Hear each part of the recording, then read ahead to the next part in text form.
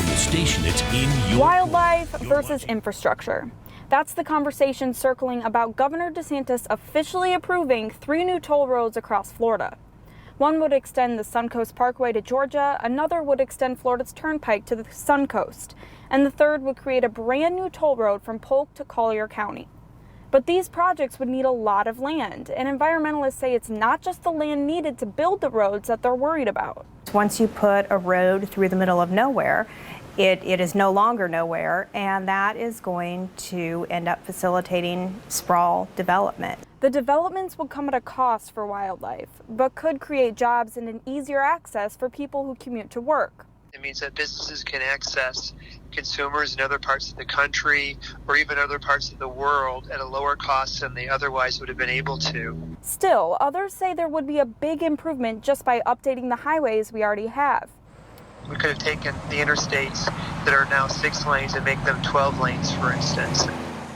But the Florida Chamber of Commerce disagrees, saying in a public letter they believe this will improve transportation for Florida's growing population. It isn't about improving traffic. This is really about the state of Florida handing a gift to major developers. The environmental damage from these roads can't be legislated away. Anna Coles, Fox 4, in your corner. Thank you, Anna. So now it's up to the Florida Department of Transportation. They're creating task forces for each toll road to access exactly where the roads would go or if they are even necessary. The task forces will examine the cost and benefits of each highway and then submit a report. The goal is to begin construction no later than December 2022. Well, protecting paradise requires all of us, including the youngest Southwest Floridians out there. After our devastating red tide and blue-green algae season last year, which affected so many businesses on Fort Myers Beach, a lot of the focus has been on our water. And a group of elementary students saved their money to buy that mini reef you see on your screen, and this week they dropped it in a canal. That's the Monroe Canal Marina. 10-year-old Kay Stevens says taking care of our waters is very personal to her. Well, I've grown up here on Pine Island, and we're surrounded by water. Half the food that we eat is from the fish. That girl is impressive. The reef comes from the nonprofit Ocean Habitats. They say one of these can clean over 30,000 gallons of water per day, and it can also encourage the growth of 300 fish per year. I bet you were that cute, Shari, when you were that young. I mean, I think she's totally shown me up. You know what? Yeah, she's adorable. Hey, you know what? We had a beautiful day here in Southwest Florida. Sunny and pleasant morning for your Sunday. Few more storms as compared to today. We didn't have that many today, but they were out there. Sunday through Wednesday, and then as high pressure takes over in the eastern part of the country, I think we'll be a little bit drier come maybe Thursday, Friday, and then into Saturday. Temperatures today, a little hotter than yesterday. 90 Fort Myers, Bonita Springs, Naples at 89, 91 LaBelle and Immokalee, upper 80s in Charlotte County. Current temperatures, well, everywhere in the 70s, lowest Clewiston at 70, and looks like Cape the highest at 78 degrees. 6 hours showing you the storms forming well to our south. Everglades City got hit. Even the eastern portions of Bonita Springs got some rain. But again, we just didn't see all that much rain. We expected the rain to be south of the Caloosahatchee today, and it was. Now tomorrow, expecting a little bit more coverage of rain, but not in the morning. Here's the RPM forecast model for the morning. For the afternoon, at least the early part, really not seeing all that much in the way of rain and a couple of showers developing. All in all, very similar to today with a few more rain areas a little bit further north of, say, the Everglades, in fact. So Monday, well, expect even more so in the coverage of rain, but still just isolated afternoon rain the next couple of days, so don't let that ruin your plans. I'd still schedule outdoor activities. Keep an eye to the sky.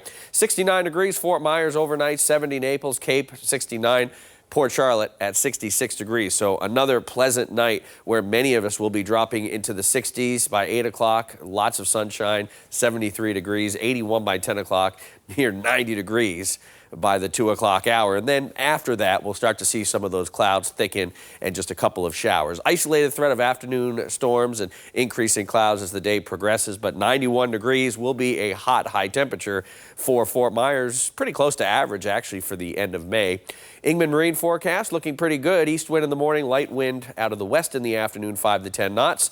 And your 7-day forecast, again, the next several days will have a 30% chance of an afternoon or evening shower or thunderstorm. I think more so in coverage on Monday, Tuesday, and also into Wednesday. Notice those high temperatures, 91 and 92 those days. But as that high pressure sits just to our north Thursday, Friday, and Saturday, don't think we'll see much in the way of rain, some drier conditions, but we could see some showers coming off the eastern side of that high, and they'll be guided into southwest Florida. So 20% chance of some afternoon storms Thursday through Saturday.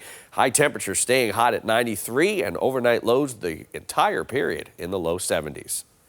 Eric, thank you. Well, there are a lot of parents screaming, "That's my baby." A lot of seniors in Lee County are getting their diplomas this weekend. It's graduation weekend. The ceremonies are being held today and tomorrow for the district's 13 high schools. They're being held at Alico Arena, Hertz Arena, and the Suncoast Arena at FSW. Now, if you're unable to make it to cheer your baby on or your friend's baby's baby, the school district will stream the ceremonies on their website. So just head to leeschools.net/graduation. And of course, congratulations to all the graduates. That is something to celebrate, and here at Fox 4, we're super proud of you. You're watching Fox 4 News. We'll be right back.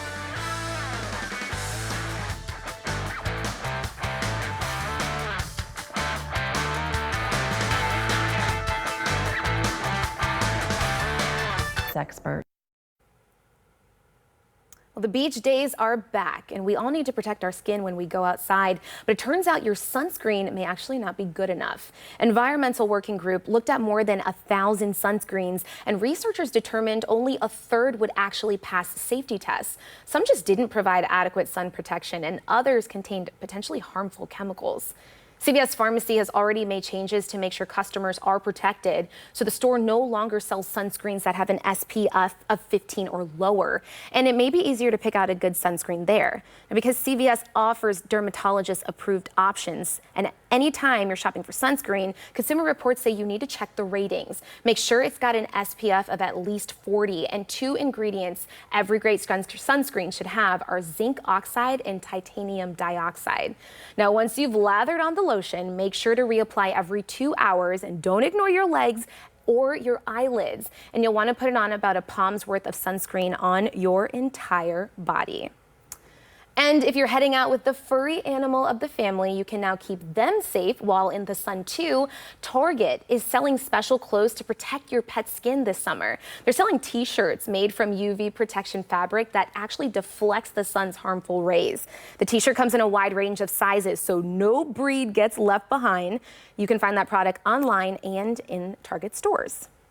Well, this is just sweet. 14 therapy dogs who've been working at Marjorie Stoneman Douglas High School made it into the yearbook. The dogs have been on campus since classes resumed after the shooting, which claimed the lives of 14 students and 3 staff members last year.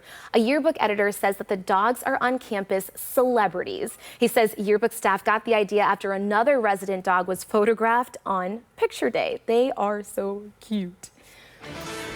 Well, the finale is here, but Game of Thrones showrunners should probably brace themselves because many of you